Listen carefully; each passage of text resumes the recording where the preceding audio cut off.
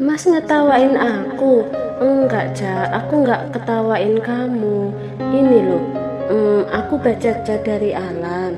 Dia katanya udah kirim montir ke sini sekalian anterin mobil. Aku seneng aja mobilnya udah diperbaiki. Cengir Barah berkilah. Anissa percaya saja mengalihkan pandangan dari suaminya. Kamu udah tanya sama Mita? Barah bertanya lagi. Belum. Kenapa nggak tanya? Kalau perlu kamu omelin dia aja. Alih-alih menenangkan, Barah justru sengaja melontarkan kata-kata agar istri merasa bahwa ia ada di pihaknya. Aku udah telepon dia, tapi dia nggak aktif. Wira, dia juga sama, ditelepon nggak diangkat. Sebel deh, kesal Anissa. Ya udah, nanti kamu coba hubungi mereka lagi. Kali ini Barah menenangkan wanitanya. Anissa mengangguk. Awas aja mereka, kalau nanti ketahuan ternyata mereka sengaja bohongin aku becek-becek nanti, biar jadi ayam geprek sekalian. Kesannya, mereka kan orang, Cak. Gimana ceritanya bisa jadi ayam geprek? Ralat Barah. Anissa menoleh. Mas nggak usah ikut protes, aku kan lagi kesel, jadi wajar kalau ngomong kayak gitu. Sebalnya menatap suami dengan kaki. Iya maaf, sesal Barah. Ya udah, kamu boleh deh marah-marah, biar kesel kamu juga hilang. Tapi kan merekanya nggak ada, gimana aku mau marah-marah? Kamu boleh marah sama aku, marahin aja. Kalau mau pukul aku juga boleh, buat lampiasan keselnya kamu. Pukul aja nih. Mau di mana? Barah menyodorkan pipinya ke hadapan sang istri. Anissa menatap pria itu untuk sesaat, tetapi kemudian membuang nafas panjang. Mas nggak salah, aku nggak bisa lampiasin kesel aku sama Mas. Ya udah, nanti kamu coba lagi aja hubungi Mita. Mungkin sekarang dia cuma lagi sibuk, ujar Barah. Anissa mengangguk, tidak lagi berkata setelahnya. Untuk beberapa saat dua orang itu pun hanya saling diam dan sibuk dengan pikiran masing-masing. Dengan sedikit ragu, sang pria akhirnya memberanikan diri untuk meraih tangan istrinya yang masih terlipat di depan dada. Digenggamnya dengan erat. Anissa tidak menghindar, sengaja diam karena ingin tahu apa yang akan dilakukan suaminya. Cah, tidak langsung berkata. Barah diam sejenak, memilah kata yang tepat untuk disampaikan pada wanita itu. Anissa dengan sabar menunggu. Mau tinggal di rumah kita. Cukup lama menunggu, tetapi yang keluar dari mulutnya hanya seperti itu. Maksudnya apa ya? Tanya Anissa dengan kening berkerut. Maksud aku, kita semua, aku, kamu, dan anak-anak tinggal di rumah kita. Barah memperjelas. Anissa menarik tangan dari genggaman suami. Enggak. Kenapa? Tanya Barah. Memangnya kenapa aku harus mau? Bukannya kita udah sepakat mau menjalani rumah tangga dengan benar? Kapan? Wanita itu bertanya balik. Tadi malam. Yang mana? Yang aku minta kamu jadi istri aku itu loh. Memangnya aku jawab iya? Memangnya enggak?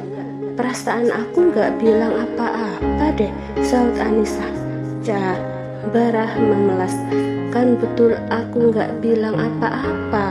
Baiklah kalau gitu, dengerin aku baik-baik. Jangan sampai nanti kamu bilang kalau aku nggak ngomong apa-apa. Barah kembali meraih tangan istri, tak hanya digenggam tetapi juga dikecupnya. Anissa, jadilah istriku sebenar-benarnya istri, jadilah ibu untuk anak-anakku, tinggallah bersamaku. Aku ingin membangun keluarga bersama hingga tua dan maut memisahkan. Imbu Barah. Kalau aku nggak mau gimana? Saut Anissa. Barah tidak langsung menjawab, menatap wanitanya dengan sendu, kemudian menghela nafas panjang. Aku nggak akan maksa kamu kalau kamu memang nggak mau. Aku cuma mau kamu bahagia. Tapi kalau kamu nggak bahagia sama aku, silahkan cari kebahagiaan kamu sendiri, asal tetap izinkan aku ketemu anak-anak. Lirihnya, beri aku alasan kenapa Mas mau aku kembali. Karena aku mencintai kamu. Mas juga dulu pernah bilang gitu waktu Mas ngajak aku nikah. Tapi ternyata kenyataan habis nikah, Barah menunduk melepaskan genggaman tangannya, sedih karena wanita itu menolak untuk kembali bersamanya. Aku minta maaf untuk itu. Andai waktu bisa aku ulang, aku akan milih untuk gak ketemu kamu lebih cepat, supaya aku gak pernah menyakiti kamu. Sesalnya, apa sejak awal Mas berniat deketin aku buat tujuan Mas sendiri? Barah mengangkat kepala, menatap sesaat, tetapi kemudian kembali menunduk. Maaf. Jadi benar, Mas merencanakan semuanya sejak awal. Mas deketin aku juga karena udah punya tujuan. Anissa kembali bertanya untuk memastikan. Pria itu mengangguk, sudah pasrah meskipun Anissa tidak ingin kembali kepadanya. Hanya yang pasti ia tidak mau membohongi wanita itu lagi. Kenapa Mas milih aku? Kenapa nggak nyari cewek lain yang bisa Mas bayar untuk melahirkan anak Mas? Karena kamu perempuan yang tepat dan akan diterima oleh mama dan papa. Selain itu kamu juga mudah percaya sama orang, jadi aku bisa dengan mudah bikin kamu percaya, dan kamu pun menyayangi anak-anak panti, jadi aku bisa jadikan itu senjata kalau kamu nolak. Aku tahu kamu punya hati yang baik dan akan mau berkorban demi orang lain. Barah menjawab panjang lebar. Itu kedengaran menyakitkan loh Mas, komentar Anissa. Aku tahu aku salah. Terus kenapa sekarang Mas minta aku kembali? Aku mencintai kamu. Aku mau menebus semua kesalahan yang pernah aku lakukan. Aku sadar saat aku merasa kehilangan kamu. Beberapa hari setelah kamu pergi, aku nyari kamu kesana kemari. Aku nyuruh orang-orang buat nyari kamu dan ngawasi panti setiap hari, berharap lihat kamu di sana. Tapi ternyata kamu gak pernah muncul di panti. Aku sama sekali gak curiga sama dokter Mita. Aku pikir kalian gak saling kenal secara pribadi. Kalau Mas mau aku kembali, kenapa Mas jujur tentang niat Mas di masa lalu? Kan harusnya Mas tutupi biar aku mau kembali. Aku gak mau bohong lagi sama kamu. Aku juga gak mau maksa kamu lagi. Kamu boleh menentukan hidup kamu sendiri.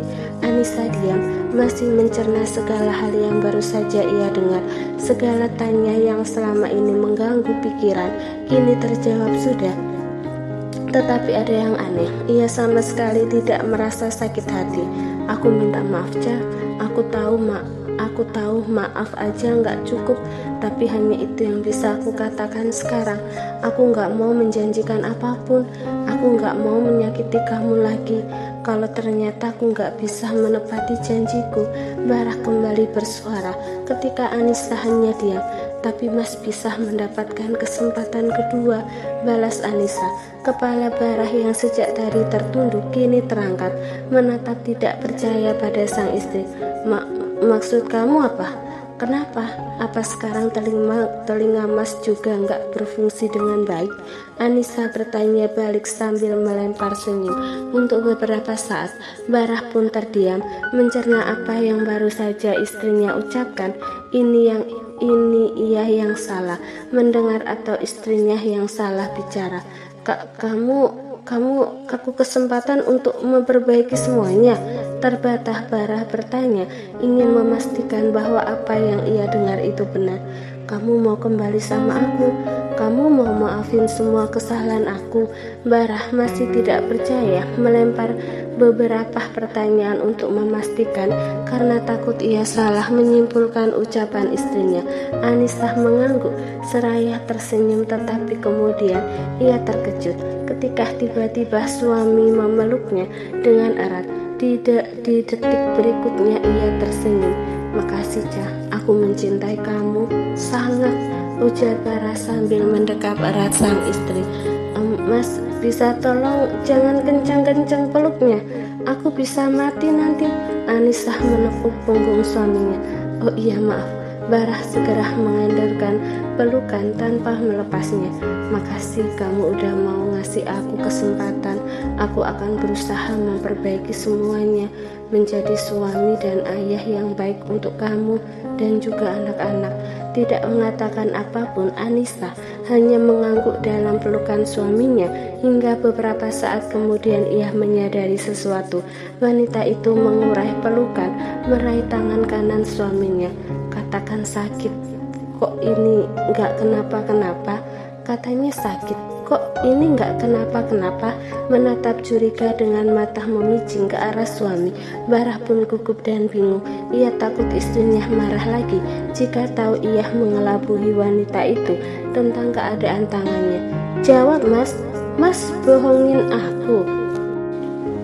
Enggak, aku nggak bohong. Kemarin itu memang sakit, tapi sekarang udah mendingan.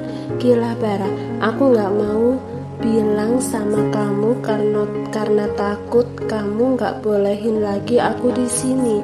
Cicitnya. Anisah memukul lengan kanan suaminya yang sejak tadi pagi sudah melepas gendongan tangan. Tetapi bagian jemari masih terbungkus dengan kain perban. Jadi ini udah nggak sakit? Barah menggeleng. Mas ini suka sekali bohongin aku, gerutu Anissa. Maaf, aku cuma nggak mau jauh dari kamu dan anak-anak. Sesal Bara lagi, hatinya kembali ketar-ketir. Sebab takut istri yang baru saja mau memaafkan kesalahannya kembali marah. Tolong jangan marah lagi. Namun ternyata di luar dugaan, wanita itu terkekeh. Mas ini aneh, kenapa coba aku harus marah? Aku justru senang, ternyata tangan Mas udah gak apa-apa. Barah menatap istrinya dengan seksama. Kamu gak marah? Anisah menggelengkan kepala. Enggak Mas, aku justru senang. Setidaknya aku gak perlu nguapin Mas lagi di depan anak-anak. Mas tahu sendiri mereka itu kalau nanya kritis banget. Kadang aku sendiri juga bingung mau jawab apa. Alhamdulillah, Barah mengusap dadanya sendiri. Aku kira kamu marah lagi sampai rasanya pengen nangis. Masa baru juga baikan udah marahan lagi? Makasih sayang. Kembali menarik sang istri dalam dekapan. Diam-diam Anisah tersenyum saat suami memanggilnya dengan sebutan sayang.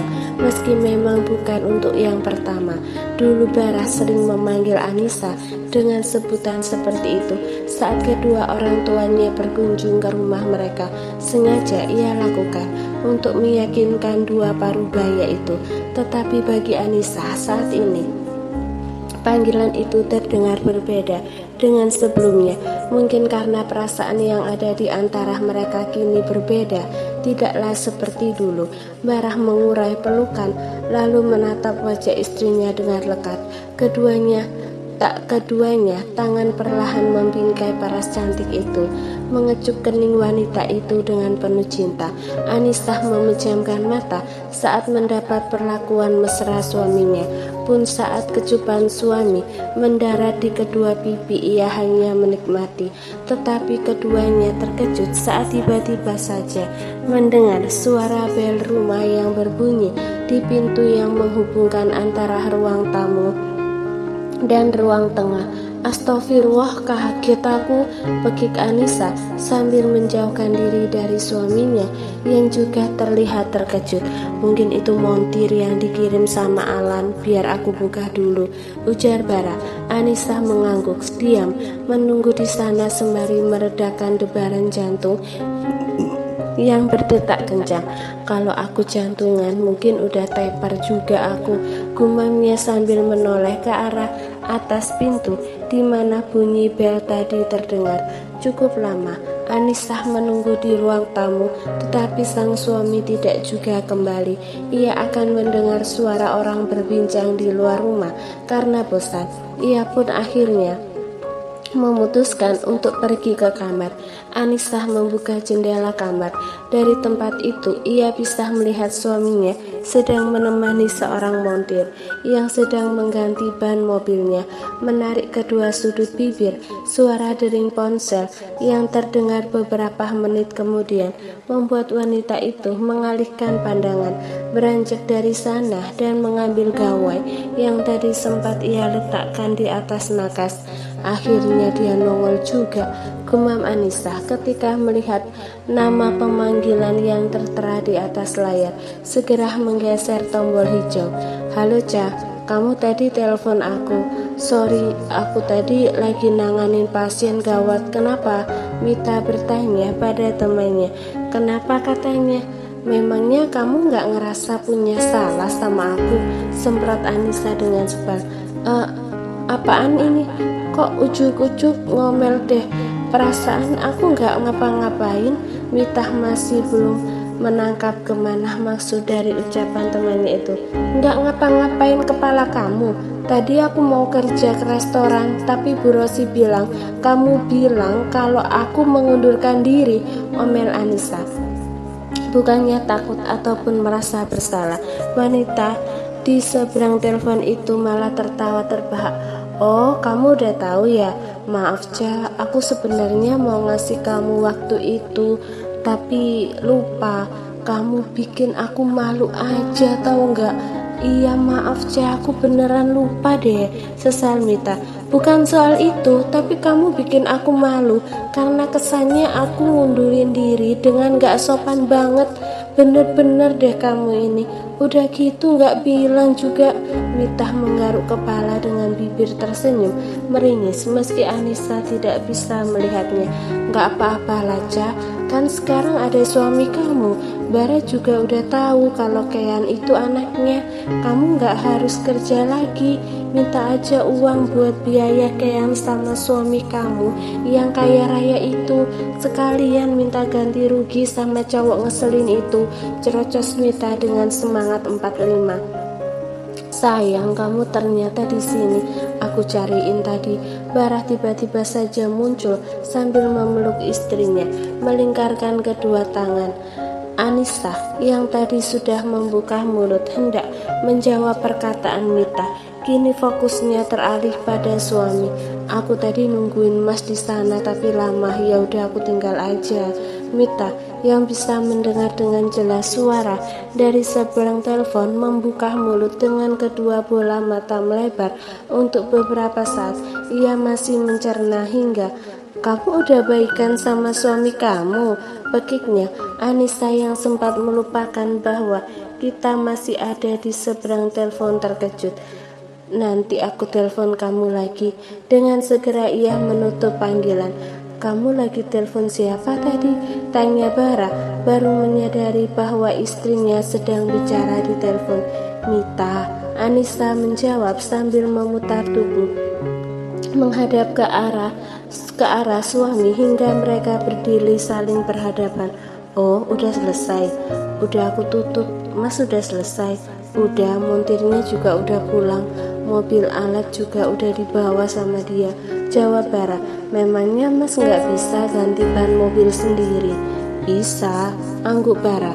Aku tadinya juga mau ganti sendiri waktu kamu ke restoran, tapi karena kamu tiba-tiba balik lagi, nggak jadi deh. Kan aku tadi masih pura-pura sakit tangan. Ketahuan dong nanti sama kamu kalau aku sebenarnya udah sembuh, ia berkata dengan jujur, tetapi sembari terkekeh. Salah sendiri pakai acara pura-pura segala, balas Anissa. Kalau aku nggak pura-pura kayak gitu, kamu juga pasti nggak akan mau nyuapin aku. Ya enggak lah, ngapain juga aku nyuapin Mas, udah gede, anak-anak juga makan sendiri. Masa bapaknya disuapin, cibir Anissa. Pria itu tertawa. Makanya pas tangan aku udah lebih baik, aku nggak kasih tahu kamu, ujarnya sembari mencubit pucuk hidung istrinya. Jadi siapa nanti yang mau jemput anak-anak? Tanya Anissa. Barah menoleh pada dinding kamar bagian atas, di mana benda penunjuk waktu berbentuk bulat itu ada di sana.